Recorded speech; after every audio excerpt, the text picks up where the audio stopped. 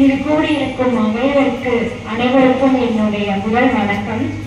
இன்னைக்கு நான் திருக்குறள்ல கல்வி அப்படின்ற அதிகாரத்தை பத்தி பேச போறேன்.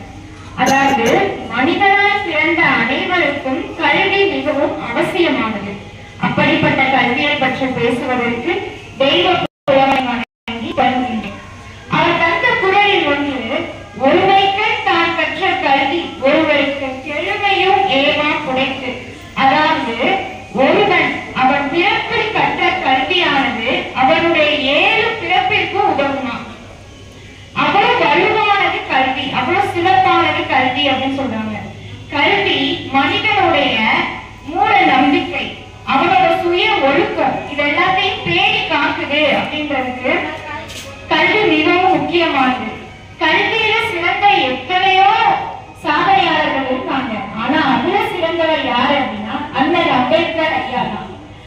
அவர்தான் கல்வியை கற்று விதிகளை மட்டுமல்ல ஒடுக்கப்பட்ட சமுதாயத்தின் தலையெழுத்தையும் மாற்றி அமையுங்கள் அப்படின்னு சொன்னாரு. அதனாலதான் இப்பயும் கலிபோர்னியா யூனிவர்சிட்டியில முதல் 100 பட்டதாரிகள் படித்ததுல முதல் பெயர் அவருடைய பெயரா இருக்கு.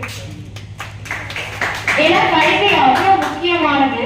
நான் ஒரு சின்ன கதை சொல்றேன். ஒரு விவசாய குடும்பம் இருந்திருக்கு. அதுல அந்த விவசாயிக்கு 2 பையங்க. அதுல ஒரு பையன் கல்வியில சிறந்தவனா இருந்திருக்கான், இன்னொரு பையன் பணம் ஈர்க்கிறதுல திறமையானவனா இருந்திருக்கான். அப்ப அந்த விவசாயி என்ன நினைக்கிறாரு அப்படின்னா 2 பேரும் எப்படியாவது ஒரு நல்ல நிலைமைக்கு கொண்டு போயிடணும்னு நினைக்கிறாரு. அப்ப கல்வி வேணும்னு நினைச்சவனுக்கு கல்வி கொடுக்குறாரு, பணம் வேணும்னு நினைச்சவனுக்கு நிலத்தை கொடுத்து விவசாயம் பண்ணுன்றாரு. அப்போ கல்வி கத்துட்டு இருந்தவன் கத்துட்டே இருந்திருக்கான். ஆனா விவசாயம் பண்ணி பணம் எடுக்கிறத எடுத்துட்டே இருந்திருக்கான். அப்ப அவங்க அப்பா திடீர்னு மரணம் அடைஞ்சிருவாரு. அவங்க அப்பா மேல கடன் இருக்கு. அப்ப கல்வி கற்றவன் போதுமான சம்பளம் தான் அவனுக்கு. ஆனா விவசாயத்துல பணம் எடுக்கிறதுக்கு அதிகமான சம்பளம். அவன் அந்த கடனை உடனே அடைச்சிட்டான். கல்வி கற்றவன் நிலையாதான் அடைக்கிறான். அப்ப அந்த பணம் சம்பாதிச்சு சொன்னானா, நீ எல்லாம் எடுக்கடா கல்வி கட்ட, இந்த பாரு என்கிட்ட பணம் இருந்துச்சு, நான் கடனை அடைச்சிட்டேன் அப்படின்னு. திடீர்னு ஒரு மாற்றம். பணம் வச்சிருந்தவனுக்கு அவனோட தொழில பெரிய நஷ்டம். அவன்கிட்ட எல்லாமே போயிடுச்சு. ஆனா கல்வி கற்றவன்கிட்ட நிலையான கல்வி இருந்துச்சு. அதை வச்சு அவன் வாழ்க்கையில முன்னேறிட்டான். பணம் இருந்தவன் முழுசா எல்லாருமே இறந்துட்டான். அப்ப அவன் புரிஞ்சான், கல்விதான் நிலையானது, பணம் நிலை இல்லாதது, எப்ப வேணா வரும், எப்ப வேணா போகும்.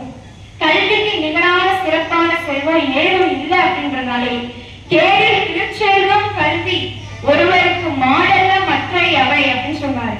கல்விக்கு நிகரான சிறப்பான செல்வம் அப்படின்னு இந்த உலகத்துல ஏதும்